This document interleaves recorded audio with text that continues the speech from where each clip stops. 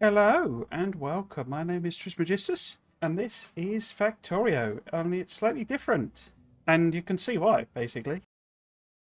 This is a read-through of the Friday Facts 373, Factorio Space Age. Hello, long time no see. Today we are going to talk about the expansion, which is called Factorio Space Age. And it gives a great big teaser image. We'll come back to this. What is Factorio Space Age? Factorio Space Age continues the player's journey after launching rockets into space. Discover new worlds with unique challenges, exploit their novel resources for advanced technological gains, and manage your fleet of interplanetary space platforms. Vanilla Factorio ends by launching the rocket into space, so I always expected it to be quite obvious what we are going to do next. Honestly, the space platform related gameplay was actually planned a very long time ago, and we have shown a little bit in FFF 74, so Friday Facts 74. This was before I actually started playing the game, and you can see specific mention. Well, you can even see that's a mock-up of the platform, and if you look at this bottom end of it, it's very, very similar to this. So they really are just keeping going the original idea. But yes, so I did have a quick read of that. It's not massively illuminating, and it's quite out of date as well.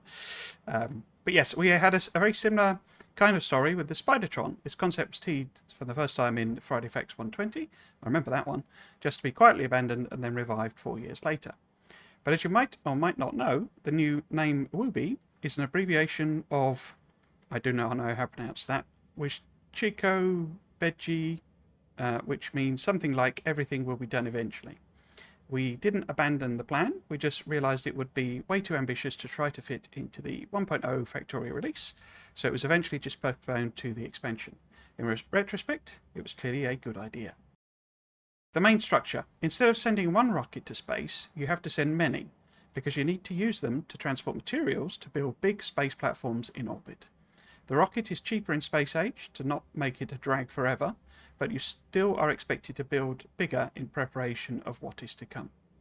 The space platforms are used on their own to generate space science, but mainly they are eventually used to travel to different planets and for automated interplanetary logistics. We decided to go with the approach of having a small number of predefined planets which represent your progression throughout the game. The expansion contains 4 additional planets, each of which has its own unique theme, resource, challenges, and gameplay mechanics. Most of them also have different military targets. Every planet leads to production of specific science specs and its technologies. The order in which you exploit planets is an impactful strategic choice. The rewards. Since we have a lot of new challenges, we also had to balance the set of rewards you get for each stage of the game. We have a set of cool new things in the expansion, but the player is quite omnipotent at the end of the vanilla playthrough, so we had to make some tough decisions. Since the goal was to make the overall expansion experience as good as possible, we have rebalanced the tech tree. This means that with Space Age enabled, some items that are available in vanilla are unlocked later on the same planet. This specifically applies to artillery, cliff explosives, this is the masochist part of me speaking, hopefully you could turn them off, Spidertron, best tier of modules, and some personal equipment upgrades. Based on testing, these changes made the choice of where and when to go even more meaningful. On the other hand, space will be available sooner, and there will be some nice additions available directly on Nalvis, the vanilla planet. This implies that technically, you could just take your vanilla base, activate the expansion, and continue playing. But the best way to experience it will be to play with Space Age from the start to finish. Version 2.0 is not just about the expansion. In the previous news about the expansion, Friday Facts 367, we declared that the content will be technically a mod taking advantage of the updated engine. What this means is that a lot of the improvements will be for all players, regardless of them having the expansion or not. Example of things that will be in the 2.0 update are the ability to control systems better blueprint building, better flying robot behaviour, and many more. It will all be covered in more details in future Friday Facts. The good news and the bad news. Let's start with the probably bad news. Since we know where we are and what is the goal, we can start to approximate the date of releasing the expansion, which is planned to be about 1 year from now. It is still a long time, but at least it's getting more specific. So that is a long time because they've been working on this for 4 years, is it? I can't remember how long ago that Factorio actually went version 1.0, but it's quite a while. They did lay out this 7-step plan. I think I actually talked through that one. And they're saying that, so I'll just read it. So in previous post 367 declared a 7-step plan where we were at step 4. Now we're at the end of step 5 and have started some things from step 6 already. So step 4 was this connecting systems into prototype. They just finished that one. Step 5 was first pass for tweaking. Now they posted this back in February of last year. So what's that? That's 15 months ago, is it? More than that? 18 months? Something like that. So they've spent a year, basically, doing the first pass of tweaking. They go into that in a bit more detail, but basically this is them playtesting it to work out whether it's fun and whether it meets their objectives. And so they're getting now into the beta test phase, where it's a bit more firmed up and they're actually putting it out. It's been playable from start to finish for more than a year. This means that we have already made several improvement iterations based on the playthroughs behind us. We are doing 3 types of testing, which were all very useful. Just playing the game on our own and contemplating how it feels. Office LAN party, which is also a great way to test multiplayer. Individual testers, we had a few outside testers who played it from start to finish and gave us detailed feedback. Be interesting to know who those were. I assume they're more sort of close friends and things like that, but I wonder if it was anyone from the community. It would. I don't think it would be, because the risk of leaks would be too significant given how clammed up they've been. The feedback led us to make different kinds of changes. For example, 2 planets were way too repetitive and similar to Nalvis, and we had to do a complete overhaul to make them more different. The game was a little bit slow and grindy, so we were speeding things up, which doesn't mean dumbing it down. The goal was to be able to finish it in non-speedrun mode in less than 80 hours for an experienced player. We were trying to keep the mechanics and just cut down on the recipe counts and costs.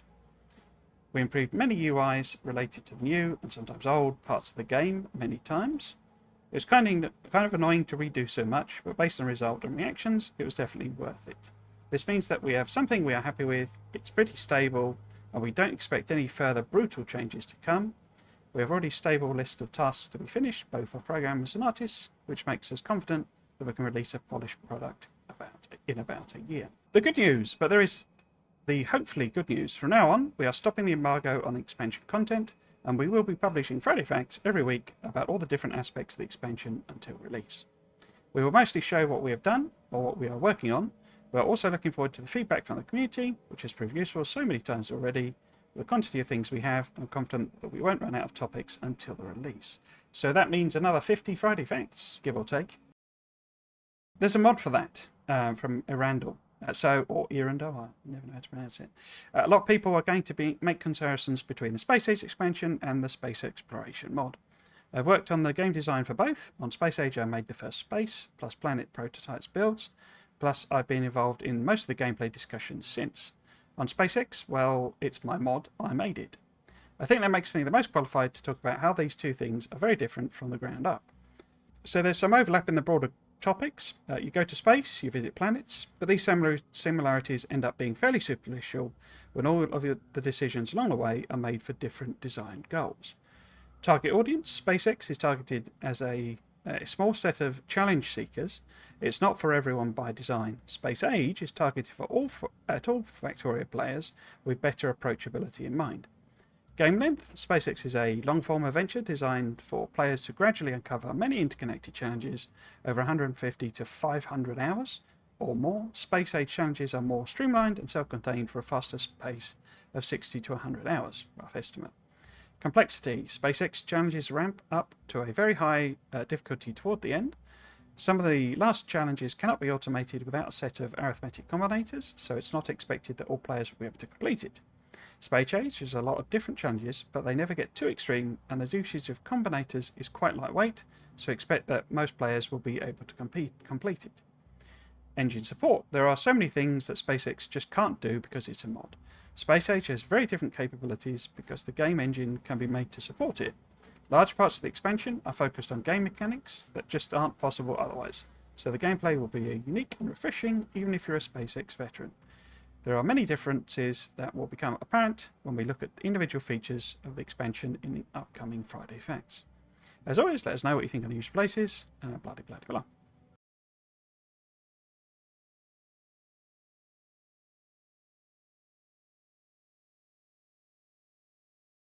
I guess the big announcement there is that the Factorio expansion is space age, a space-based expansion. We know that they hired a Randall, and that was always the speculation, so it's good to have a bit of a confirmation. They then show the 4 planets here, and as someone pointed out on Reddit, this is Mars, basically. It's been recoloured slightly. Mars is grey, or brownish rather than red, as people tend to think of it is, because it's rust. And this is Earth, and it's actually Australia. And then the sort of China, Japan, peninsula type thing, and Taiwan and all that sort of stuff around there. So this is just a sort of recoloured Earth. I think I've just inverted the colour. And then this is Venus, and then this, I believe, they said was Mercury. I'm not sure on that, but yes. So because it looks a bit like the Moon to me, but yes, as you can see, we've got 4 new planets, and the tech tree here is showing that you can essentially choose which planet you go to by the looks of things, and they sort of mention this later on. And each of those can have a unique resource coming out of it. These actually look different. I don't know if that's obvious. Those are sort of the conical beaker type flasks, so that sort of shape, whereas these are properly round beakers, so they are obviously different. And I don't know whether that means they're an end product. It's interesting that you've got 4 sciences being shown here, producing that beaker, so it feels like all of those 4 sciences will need to feed in. However, they are the standard sciences, so red, green, blue and white, so perhaps it's placeholder and there will be different colours, but it's interesting that the basic sciences are being used to produce a new science. It could just be an unlock, though. This could be saying that you have to have those to unlock travel to that planet, perhaps, although you would have thought it was more to do with satellites and things like that. I suppose the other one is that this is a tech tree, so it's showing that. However, note that this is red, green and blue here. So they do mention this elsewhere, that it's simpler to get the rocket. And if that means it's red, green and blue, you can get that quite early, very early in fact. That's sort of a post-oil. So it's interesting that this seems to be quite a fairly significant rework of the tech tree as well. If we look at the previous teases they've done on the expansion, obviously there was this one, was the big one, with the alien Gribbly. So we have to assume, I think, that this is going to be one of the enemy types. And, we've all speculated about these weird markings on its head and how it does what it does. It sounds like they're expanding how biters work in a sense, and that there'll be different types of aliens, which all makes sense. And this is a gas thing, and I don't know if I'm reading too much into it, but obviously, like Venus is a very sort of gaseous world, basically, as it's got a very thick atmosphere. So I don't know if the idea is that there are different ways of different forms of locomotion. I do remember speculating at the time that it seems very sort of wet, this beastie, because it's very dripping water. So it could also be that it lives in an ocean somewhere on one of the planets and comes out of the water. The other one that might be an interesting sort of tease is, for one thing, obviously on this Friday Facts, we were sort of wondering why the biters were there, because these guys are different colour.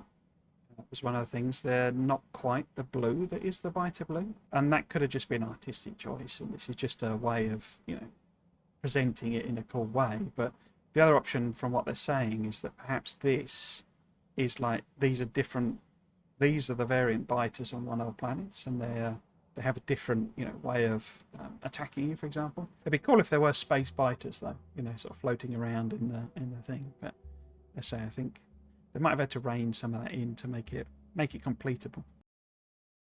So what I'm taking this to mean, because if you notice, there's 4 things, I think. So artillery, cliff explosives, Spidertron, modules, and then some personal equipment upgrades. Well, they're sort of related, because personal equipment is blue chips, so a lot of it, the higher tier stuff. So it sort of implies that maybe you go to one planet and get, or you can get artillery and cliff explosives, maybe Spidertrons from another planet, modules and personal equipments from another, and that ties up with these three.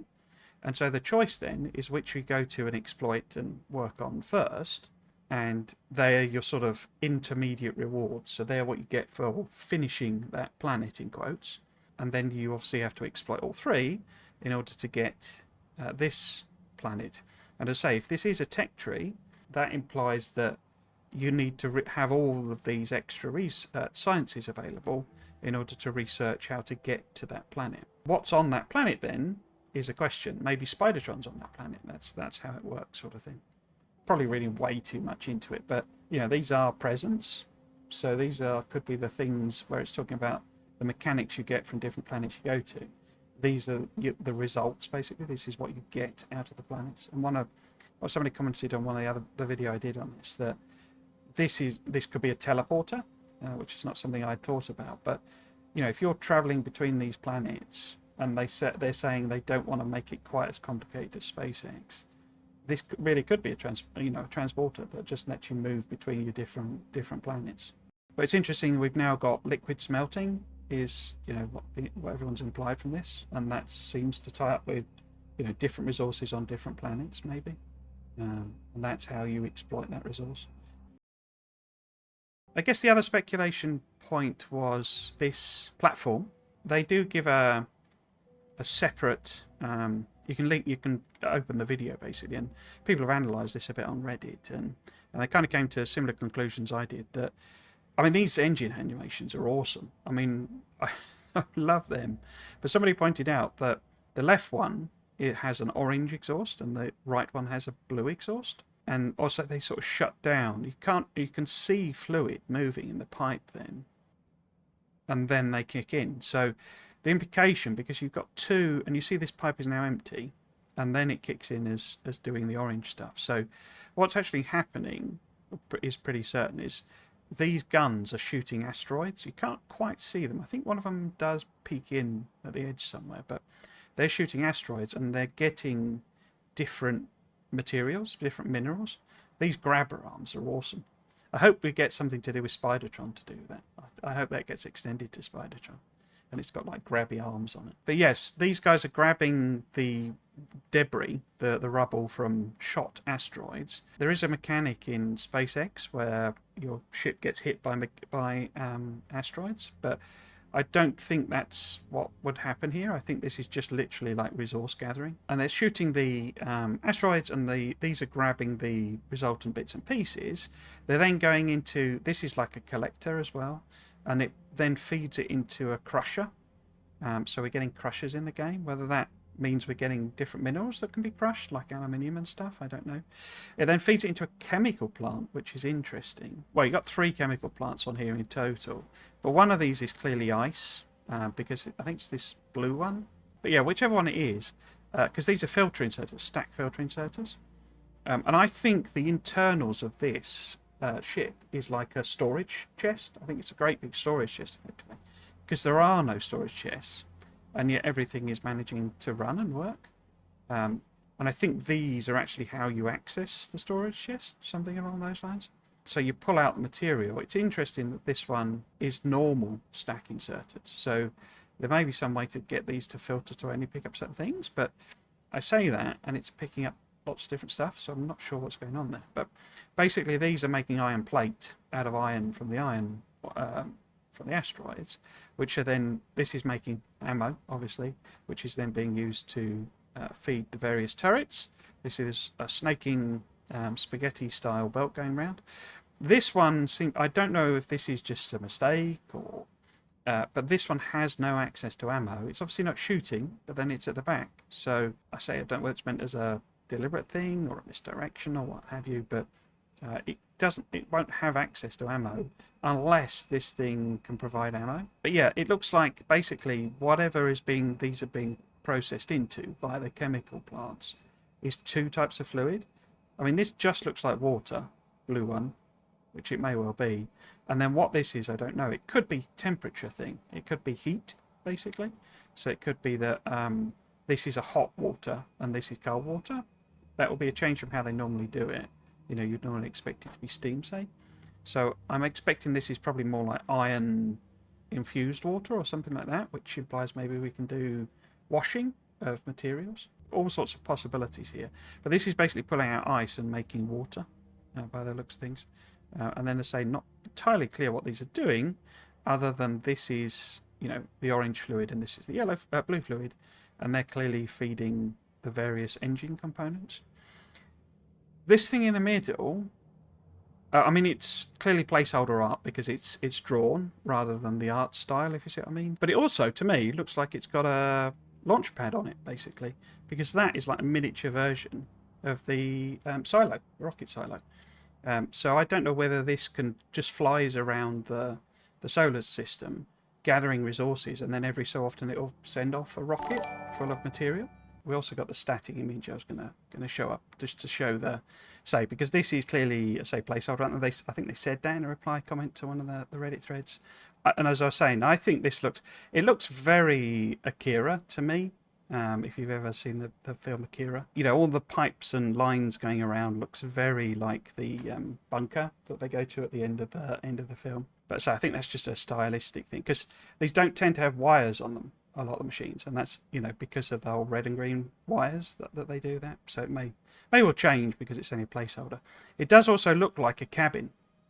This looks to me like, weirdly it's at the back, but you've got that one as well, I guess, and it looks like maybe we can travel in this. Like this is the control, like the bridge for the thing, and then you build this platform to suit you, because we know it's going to be very similar in some ways to SpaceX, and obviously that's what you do in SpaceX when you're building your rockets.